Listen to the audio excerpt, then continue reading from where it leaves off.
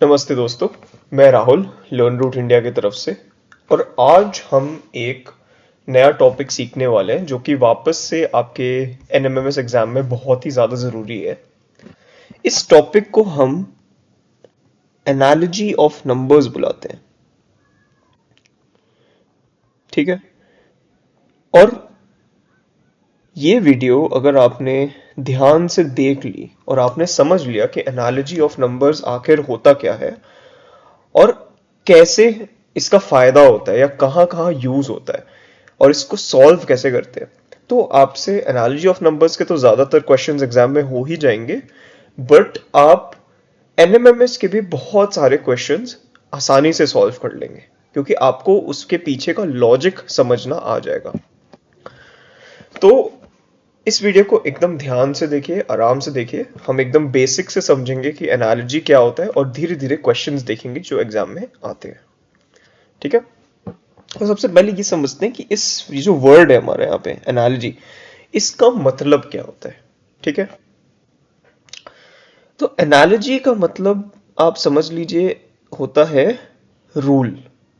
Rule या फिर आप इसको रिलेशन बुला सकते हैं, या फिर आप इसको अगर आप रिश्ता बुलाना चाहते हैं तो वो भी बुला सकते हैं।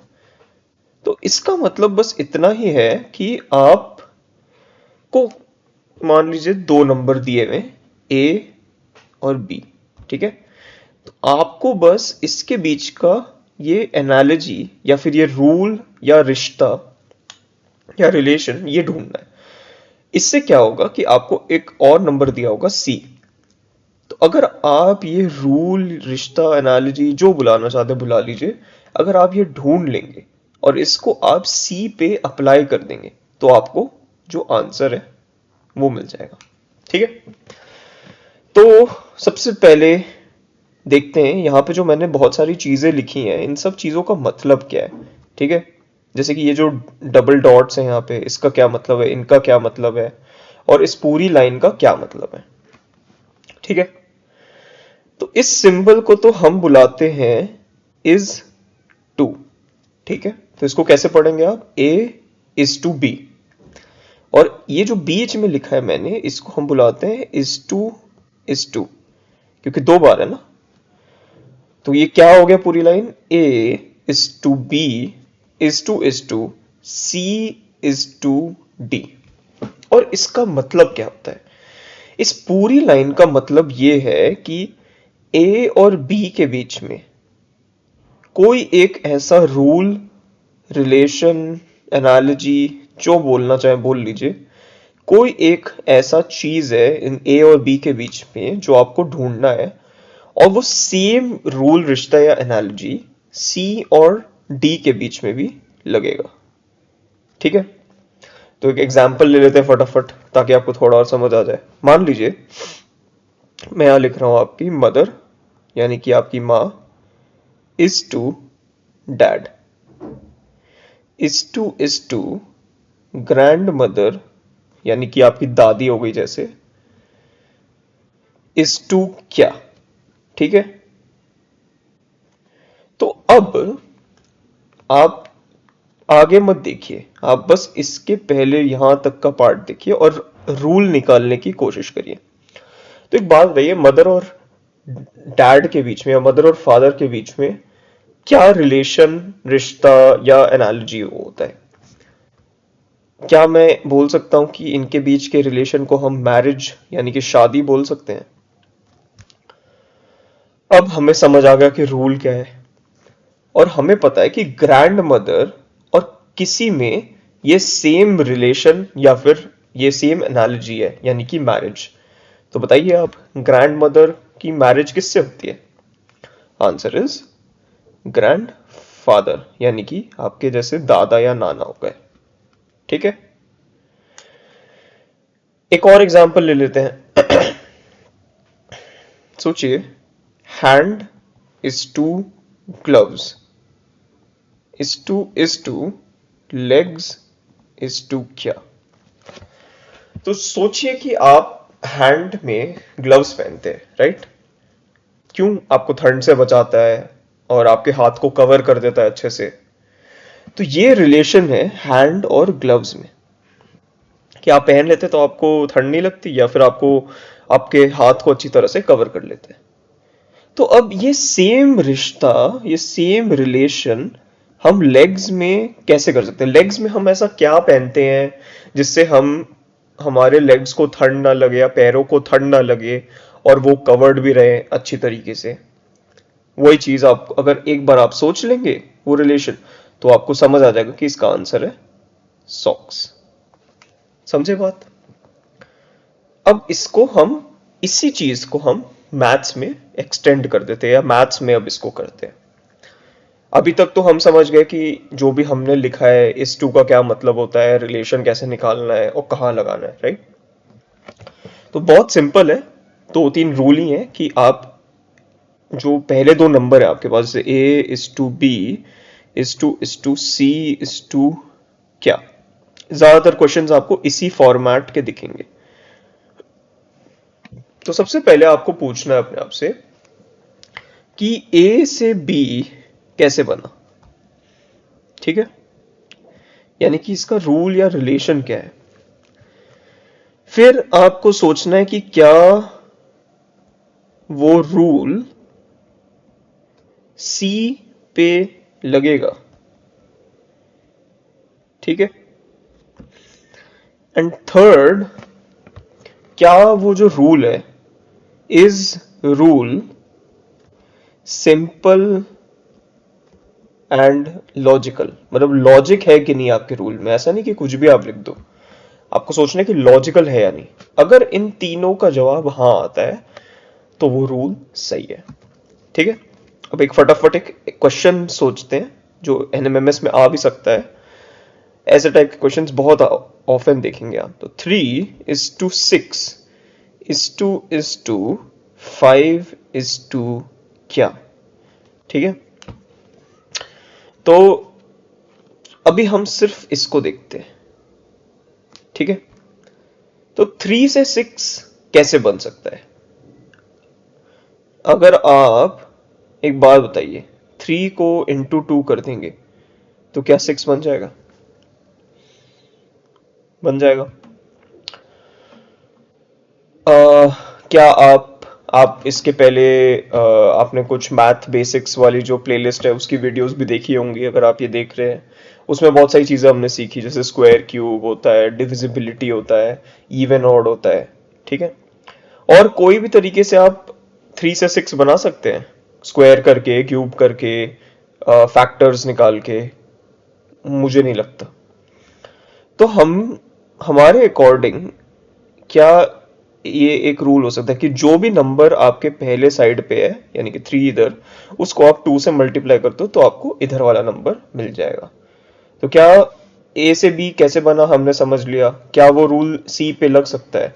हाँ, सी को भी हम 2 से मल्टी, यहाँ बेसिकली ए ये है, बी ये है, सी ये और डी ये, ठीक है? तो ए से बी कैसे बना वो हमने समझ लिया कि वो इंटू 2 हो रहा है। क्या वो रूल सी पे लगेगा? हाँ, सी को भी आप 5 इंटू 2 कर सकते हैं, जो कि 10 आ जाएगा। और क्या रूल सिंपल और लॉजिकल है? हाँ, सिंपल भी है, लॉजिकल भी है, क्योंकि सिंपली आप 2 से मल्टीप्लाई कर दे रहे हो। तो डी क्या हो जाएगा? डी हो जाएगा 5, यानी कि सी इंटू 2, क्योंकि इंटू 2 हमारा रिलेशन है या एनालॉजी रूल वही है, और उससे हमें 10 मिल रहा है। तो डी का आंसर हो गया 10, ठीक है? सिंपल है ये, बस आपको रूल निकालना और सी पे लगा देना है। अब अगर आपने स्क्वायर क्यूब वाली वीडियो ध्यान से देखी है तो आपको ये क्वेश्चन आसानी से हो जाएगा, और अगर नहीं देखिए तो इसके पहले जाके जरूर देखिए। 4 is to 16 is to 5 is to क्या? चलिए कुछ ऑप्शंस भी ले लेते हैं, ठीक है? 10,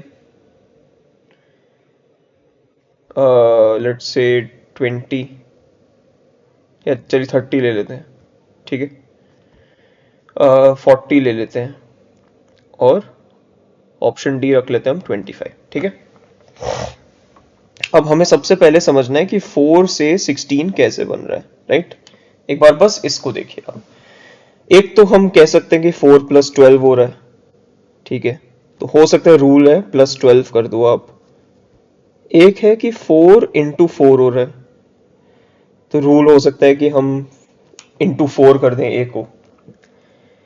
एक अगर आपने स्क्वायर क्यूब देखा तो आपको पता होगा 4 स्क्वायर, इसका वैल्यू भी 4 इंटू 4 होता है, यानी कि 16। तो रूल ये भी हो सकता है कि आप ए को स्क्वायर कर दो तो आपको बी बन जाए। और कुछ तो मुझे नहीं दिख रहा है, तो ये 3 चीजें हो सकती हैं, राइट। अब इसको फटाफट अप्लाई कर देते हैं। तो हमें पता है कि हमें अगर ए से बी बनाना है तो या तो a प्लस 12 कर देंगे हम, या फिर a इंटू 4 कर देंगे, या फिर a स्क्वायर कर देंगे, राइट। तो a से b बनाने के लिए हम ये 3 चीजें कर सकते हैं। अब इसमें से कौन सा रूल है जो c पे लग रहा है ताकि हमें आंसर मिल जाए। मान लीजिए हम पहला रूल लगा रहे हैं, ठीक है, ये वाला। तो c कितना है हमारा 5। अगर सेम रूल लगाएं प्लस 12 करने का, तो 5 प्लस 12 क्या बनता है 17। तो डी हमारा 17 शायद हो सकता है, बट 17 क्या ऑप्शन में है यहाँ पे, नहीं है, तो इसका मतलब ये तो नहीं है। सेकंड चीज क्या है कि आप सी को इंटू 4 कर दो, राइट, तो ये 20 हो जाएगा। बट 20 क्या ऑप्शन में है यहाँ पे, वो भी नहीं है, तो ये भी नहीं हुआ। यहाँ पे क्या हो रहा है, आप स्क्वायर कर दो सी को, तो सी 5 है, 5 स्क्वायर कितना होता है 5 इंटू 5, यानी कि 25। ये ऑप्शन में है, हाँ ये तो है, तो बस आंसर हो गया आपका 25। ठीक है, थोड़ा बहुत समझ आ रहा होगा आप लोग को, और क्वेश्चंस देखेंगे तो और चीजें समझ आएंगी। एक और थोड़ा सा अच्छा क्वेश्चन लेते हैं, ठीक है। 10:4 is to 6:, क्या, ठीक है। आंसर में ऑप्शंस में ले लेते हैं, चलिए ए नहीं लिखते, इसको 1 लिख देते हैं, ठीक है। ऑप्शन 1 है आपका 1, ऑप्शन 2 है आपका 2, ऑप्शन 3 है आपका 3, और ऑप्शन 4 है आपका 4, ठीक है। अब फटाफट सोचते हैं हम कि ए और बी यानी कि 10 और 4 में क्या रिलेशन है हमारे पास, ठीक है। तो 10 डिवाइडेड बाय 2 भी नहीं है यहाँ पे, 10 माइनस 6 हो सकता है ना। 10 माइनस 6 4 होता है, राइट। मैं इसको एक बार वापस लिख देता हूँ जी। 10 माइनस 6 4, यानी कि ए में अगर आप माइनस 6 करो तो शायद बी आ जाए। तो क्या सी में अगर हम 6 माइनस कर दिया, सी क्या है हमारा 6, राइट, तो 6 में भी सेम रूल लगा दो, माइनस 6 कर दो, तो क्या आंसर आएगा 0। क्या 0 हमारे ऑप्शंस में है यहाँ पे, नहीं, तो ये तो नहीं है। 10 को आप स्क्वायर करोगे तो फिर तो बहुत ही बड़ा नंबर हो जाएगा, 10 इंटू 10 100 हो जाएगा, तो बी तो नहीं आया, तो ये तो स्क्वायर तो नहीं हो रहा है यहाँ पे। अच्छा एक बात बताइए, आपने वो फैक्टर्स एंड मल्टीपल्स वाली अगर वीडियो देखी होगी तो उसमें आपको पता होगा कि अगर आप 10 के फैक्टर्स निकालें, और अगर आपको नहीं पता है तो आप जरूर वो वीडियो देखिए, तो आपको समझ आएगा कि फैक्टर्स कैसे निकालने। अगर मैं बोलूं आपसे कि आप 10 के फैक्टर्स निकालो, तो आपको पता है 10 का 10 इंटू 1, तो 1 एक फैक्टर हो गया, 10 भी एक फैक्टर हो गया, और आपको पता है 2 इंटू 5 भी होता है 10, राइट। तो 2 भी एक फैक्टर हो गया और 5 भी एक फैक्टर हो गया। तो टोटल फैक्टर्स कितने इसके 4, 1 2 5, 1 2 5 10, 4 फैक्टर्स हो गए। और b क्या है आपका, b भी 4 है, यानी कि अगर a के फैक्टर्स मैं निकाल दूं, राइट, तो उतने ही नंबर के आपका b लिखा हुआ है, यानी कि b is number of factors of a के अगर मैं सारे फैक्टर्स निकालूं और उन्हें काउंट कर लूं तो b मिल जाएगा। देखते हैं ये पॉसिबल है कि नहीं। अब मैं एक काम करता हूं, c यानी कि हमारा इस केस में 6 है, उसके फैक्टर्स निकालते हैं और देखते हैं ऑप्शंस में है या नहीं। तो 6 क्या क्या होता है, अगर मैं इसके फैक्टर्स निकाल लूं तो 1 इंटू 6 होता है 6, तो 1 लिख देते हैं, 6 लिख देते हैं। 2 इंटू 3 भी तो 6 होता है, तो 2 भी एक फैक्टर हो गया, 3 भी एक फैक्टर हो गया। इसके कितने फैक्टर्स हुए? 4। क्या 4 ऑप्शंस में है आपके? जी हाँ, तो बस डी की वैल्यू हो गई 4। तो समझ रहे हैं आप थोड़ा थोड़ा कि कैसे होता है ये। बहुत सिंपल है। आपको कोई भी क्वेश्चन दिया जाए तो आप सबसे पहले उसमें क्या करिए, A:B:C:D, हमेशा ऐसा क्वेश्चन होगा और ज्यादातर डी निकालने को आपको बोला जाएगा। तो आप सबसे पहले सिर्फ ए और बी को देखिए और उसके बीच में रूल निकालने के लिए या रिलेशन या रिश्ता जो भी बोले वो निकालने की कोशिश करिए। आपको मान लीजिए 2-3 रिलेशन मिल गए जिससे ए से बी बन रहा है, आप वो सारे सी पे लगा दो और देखो कि क्या क्या आंसर आ रहा है। ठीक है, अगर इनमें से कोई भी आपके ऑप्शन से मैच कर गया तो बस वो आपका डी हो जाएगा और उसी को आप मार्क कर दीजिए एग्जाम में। तो एक बहुत चीज जो आपको एनालॉजी ऑफ नंबर्स में याद रखना जरूरी है वो ये है कि एनालॉजी ऑफ नंबर्स में आप सिर्फ फोकस करिए ए और बी के रूल्स निकालने का और क्या वो सी पे लग पा रहा है, एंड सेकेंडली क्या वो एक आसान रूल है। ठीक है, एनएमएमएस में आपसे बहुत ज्यादा कॉम्प्लिकेटेड या मुश्किल रूल निकालने को कभी नहीं बोलेंगे। तो बस सिंपल रूल निकालिए जितने कम स्टेप्स में हो जाए और बस उससे आपका आंसर आ जाना चाहिए। तो फटाफट कुछ होमवर्क क्वेश्चंस भी देख लेते हैं एक बार, जो आप प्रैक्टिस कर सकते हैं अपने घर पे, और जरूर आंसर कमेंट करके बताइएगा। मान लीजिए कि मैं आपको दे दूं 6:30 8 क्या। ठीक है, एक मैं आपको दे देता हूं 7:49 9 क्या। ठीक है, और फाइनली मैं आपको एक दे देता हूं कि 5:2 11 क्या। ठीक है, तो इस वीडियो को आप अच्छे से देखिएगा, अच्छे से चीज़ें समझिए। कोई भी डाउट्स हो तो आप ज़रूर कमेंट करके बताइएगा और मैं कोशिश करूँगा कि मैं उन्हें कमेंट्स में सॉल्व कर पाऊँ। बाकी मिलते हैं अगले वीडियो में। तब तक के लिए थैंक यू।